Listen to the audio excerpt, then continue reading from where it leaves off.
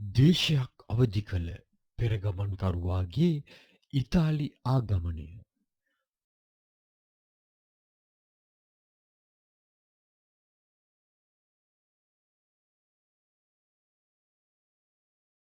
අයිබෝවන් අද රටේ ස්වාධීනත්වයට හානි පමුණුවමින් රට තුළ ඇතිවෙමින් පවතින දේශපාලන සහ ආර්ථික අර්බුදවලට පිළිතුරු සෙවීමක් වශයෙන් ජාතික නිදහස් පෙරමුණේ නායක විමල් වීරවංශ මැතිතුමා මේ වන විට ජන රැලි ගණනාවක් ශ්‍රී ලංකාව පුරා සංවිධානය කරමින් පවතිනවා.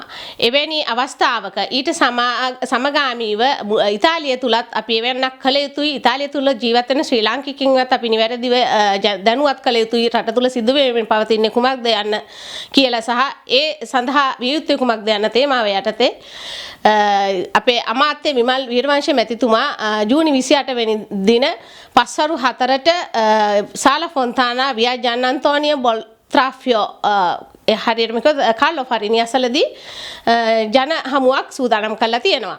එයට සියලුම දේශීයතයිසී ශ්‍රී ලාංකිකයින්ට අපි ආරාධනා කරනවා එන්න සවන් දෙන්න.